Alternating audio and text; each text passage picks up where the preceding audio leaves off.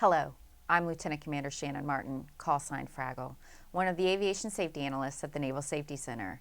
And today, I have with me Master Gunnery Sergeant Michael Green, one of the maintenance aviation safety analysts at the Naval Safety Center. Master Guns, how are you doing today? Good, ma'am. Yourself? I'm doing well. And now, what's your background in aviation maintenance?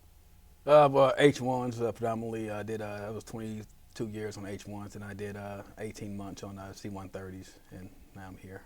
Right. So this series is about lessons that we've learned back in time, and you've told some interesting training stories. So if you'd like to share maybe what right looks like or doesn't look like. I can tell you now that out in the fleet, that Navy and Marine Corps wide, we don't know what right is, and that goes back to I guess us leaders teaching our young ones what to do the right way.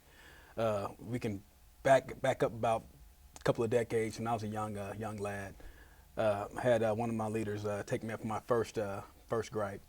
We go out, tools checked out, then out to the aircraft. We didn't use a pub at all, so we went out, had a comm gripe on the H1s on the Cobra, and he pulls out the box, unplug the connector, and just takes it and just twists on it and twists on it and twists on it, then hooks it back up.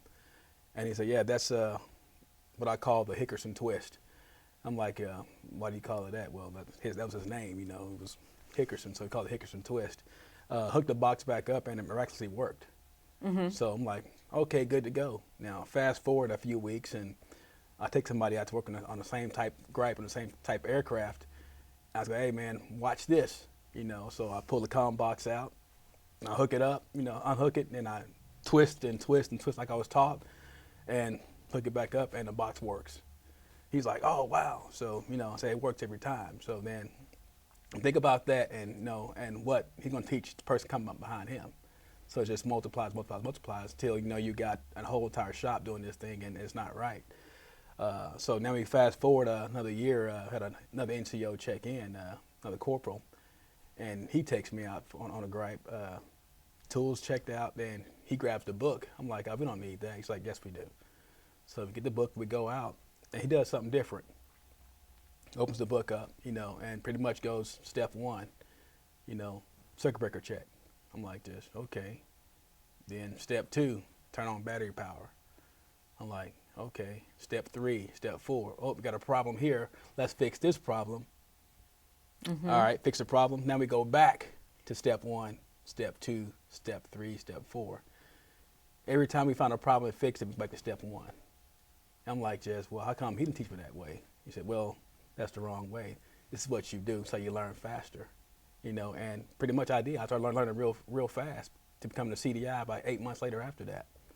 And when I became a CDI, that's when I really began to learn how to do maintenance correctly.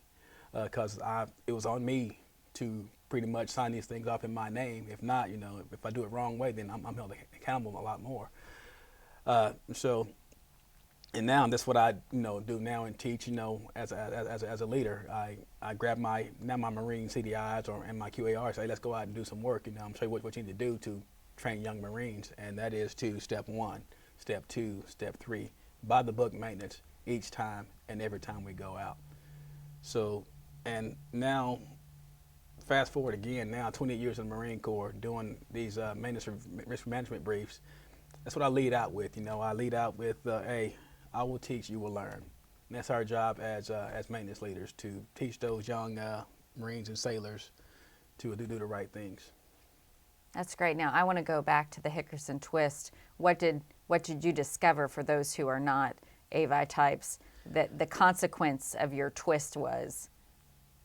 You're going to destroy that connector. Wires going to be pulled out and shorted out and everything, and it's going to cause you to do more and more work on the back end of that. So we ended up having to go back out, months later, and just pretty much replace every connector on those boxes that we twisted up. So. And everyone thought they were doing the right thing. Everyone was trying to do the right thing.